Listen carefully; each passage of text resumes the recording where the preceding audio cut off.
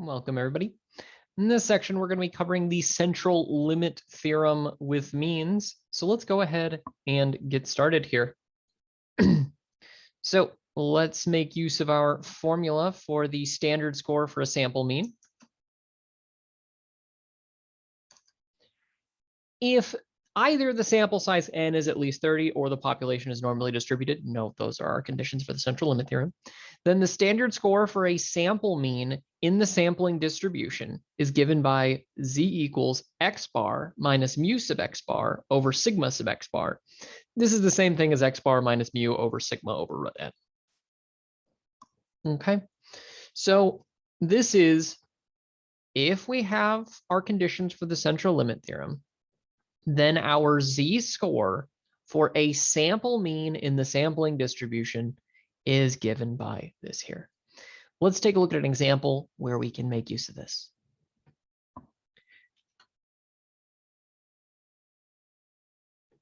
Right. According to the CDC, the mean total cholesterol level for persons 20 years or older in the United States from 2007 to 2010 was 197 milligrams per deciliter. What is the probability that a randomly selected adult from the population will have a total cholesterol level less than 183 milligrams per deciliter? Use a standard deviation of 35 and assume that the cholesterol levels for the population are normally distributed. Okay, so taking a look here, they tell us it's normally distributed. We aren't looking at our sample means or anything like that. We are just making use of this the same way we did for those problems a couple of chapters ago. So here, all I'm going to do is I'm first going to note, what am I looking for here? I want to know that they are less than 183. My mean here is 197. Sigma is 35. And I want to know less than this 183. Okay. That's all I'm going to do. Second, distribution, cumulative density function, lower bound -1 times 10 to the 99th, upper bound 183. Mean is 197. Sigma is 35. And I see the population, or the probability rather, that my x is less than 183 is approximately equal to 0.3446. Okay. And there we go for that one. So then let's take a look at part B. What is the probability that a randomly selected sample of 150 adults from the population will have a mean total cholesterol level less than 183? Use a standard deviation. Here, take a look. What are we looking at? We're taking a look at a sample here. Okay. So if I'm taking a look at my sample, I need to note, can I apply my central limit theorem? Answer is yes. Population of 150. And so I'll be good to go. Here, my mean mu sub x bar. Well, that's just the same as my mu. Okay. So what's my mu here? 197. My sigma is going to be 30. Now note, this is the standard deviation is 35, but that's not what I'm going to be making use of for my sigma sub x bar. My sigma sub x bar is 35 over root 150. Note, we have to make use of these from our central limit theorem. Okay. And I do want to note something here. If I have 35 over root 150, this is going to make, 35 over root 150. If we take a look at this, this is going to give me approximately 2.86. This is much, much smaller than that other standard deviation. What that means is that this deviation from the mean of my 183 here is way, way further left, because this is many more standard deviations away from the mean. Okay, so we should expect almost an infinitesimally small number here, because my standard deviation is 2.86. We're looking at several standard deviations, but let's confirm this. Normal cumulative density function, lower bound, everything's the same here. The only difference is my sigma is 35 over root 150. And I get this number, which if I move my decimal place 7 places to the left, so I move it 1, and then there are going to be 6 zeros. It's decimal point 1, 2, 3, 4, 5, 6, 4, 8. But you'll note this rounds to 0.0000. Okay. So what's the probability? Rounds to 0. Okay. So do be careful to note, just because 183 is pretty close to the mean on this one does not mean it's going to be when we're looking at our sample mean across our sample and distribution. Okay. Let's do another one.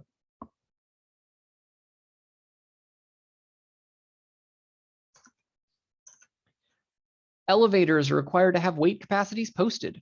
If the weights of US men are normally distributed with a mean of 194.7 pounds and a standard deviation of 32, what is the probability that a random group of 10 men who enter an elevator will have a combined weight greater than the capacity of 2,000 pounds that is posted on the elevator? Now, we'll note here, there's one little trick that we need to do first. If there's a total of 2,000 across the 10 men, I want to find the average per person. So I'm just going to take that 2,000 divided by 10, which is 200. Okay, so this is what we're checking. We want to see what's the probability that it is greater than 200 for a randomly selected person from the sample. Okay, so let's take a look. My mean. Note, since we're looking at the sample, we're looking at mu sub x bar, 194.7. Sigma sub x bar is not going to be 32. It's going to be 32 over root 10. Okay. By the way, I want to note, I just kind of sped past this, but we can make use of our central limit theorem here, you might say, but we only have 10 people. They let us know it's normally distributed. So that means that my sampling distribution from that will also be normally distributed. So don't worry about this here potentially, or don't worry about the only 10, meaning you can't use it here. It's okay to use it because they let us know it's normally distributed. Okay. Anyway, we want to know what's this area to the right here. So all I'm going to do, normal CDF. Lower bound is 200. Upper bound, infinity. Whoops. Mean 194.7. 32 over root 10.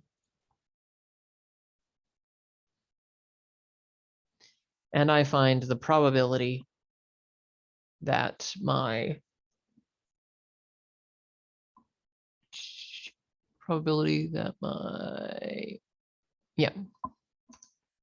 x is greater than, strictly greater than, is greater than 200 is approximately equal to 0.3002.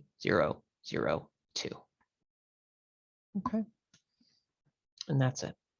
Now, if you wanted to make use of your table, that's fine. You just have to make use of your z-score formula. As a reminder, your z-score formula is going to be x bar minus mu over sigma over root n.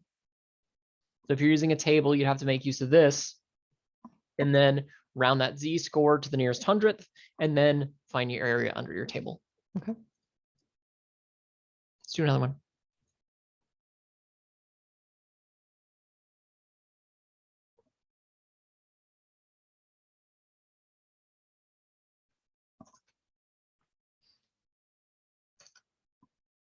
Suppose the prices of athletic shoes have a mean of 75.15 and a standard deviation of 17.89.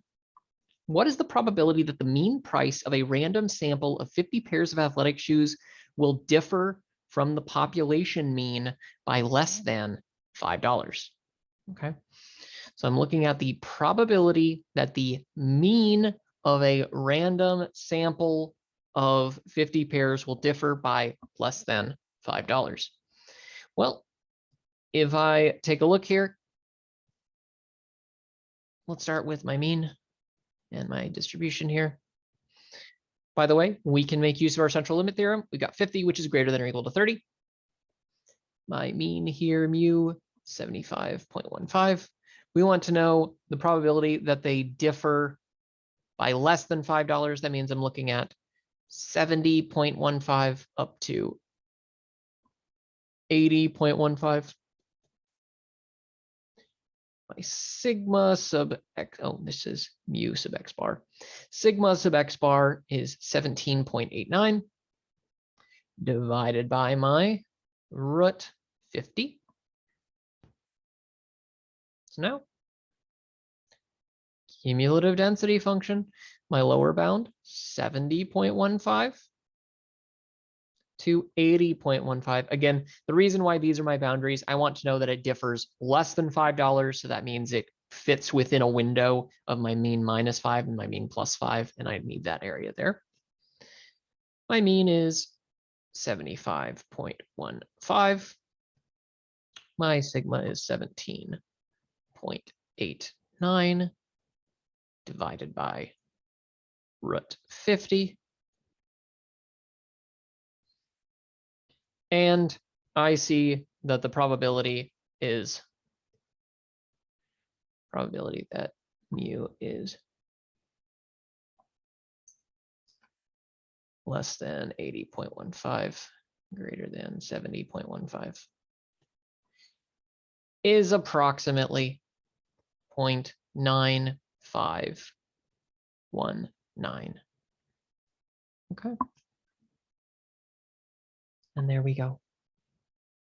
Oh, no, this is not mu. This is x bar here because this is sample average. Okay. So again, all that I did, found my region, noting I can make use of my central limit theorem. Just use my cumulative density function. Again, if you wanted to use a table, that's fine. Just make use of your z-score formula. Okay. Let's do another one.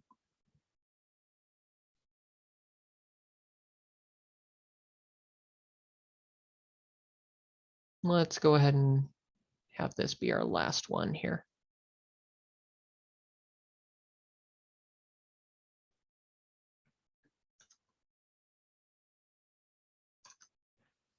At a local hardware manufacturing plant, the screws being manufactured have a mean length of 1.625 inches with a standard deviation of 0.010 inches.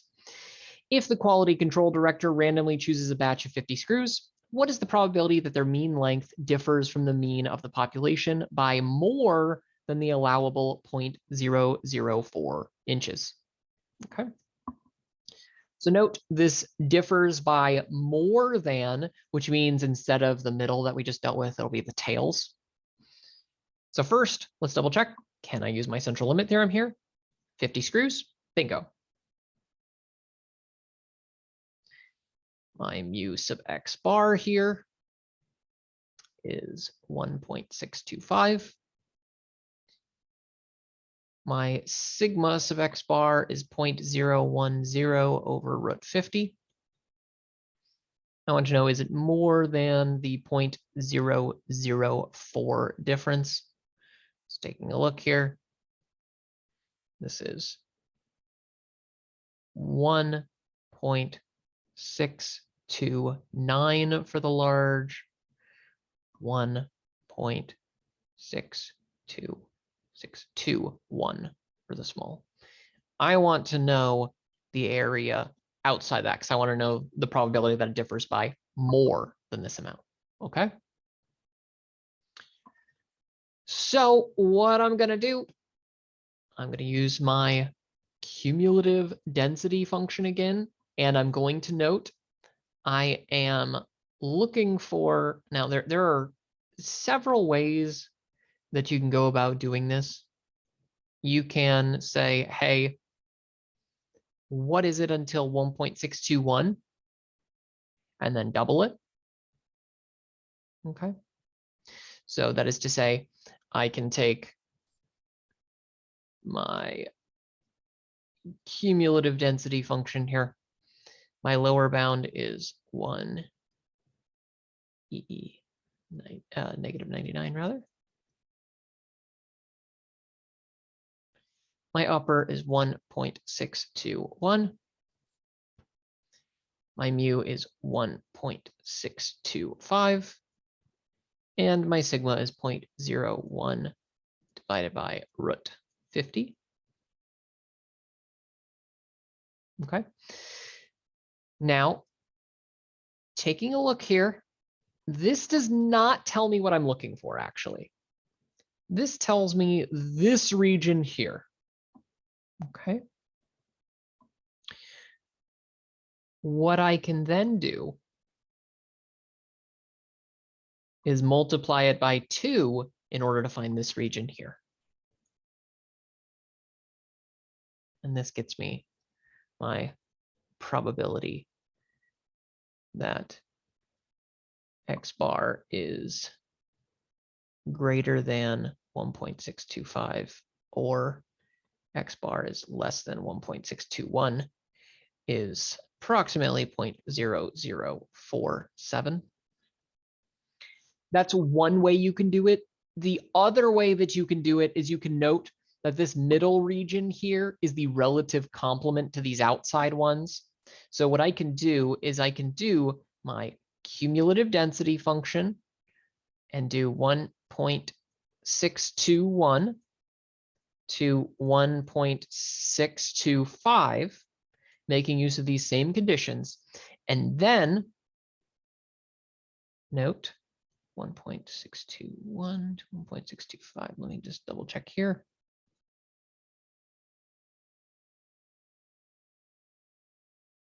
It should be 1.629. There we go. There we go. 1.621 to 1.629. I need that upper bound there. There we go. There we go.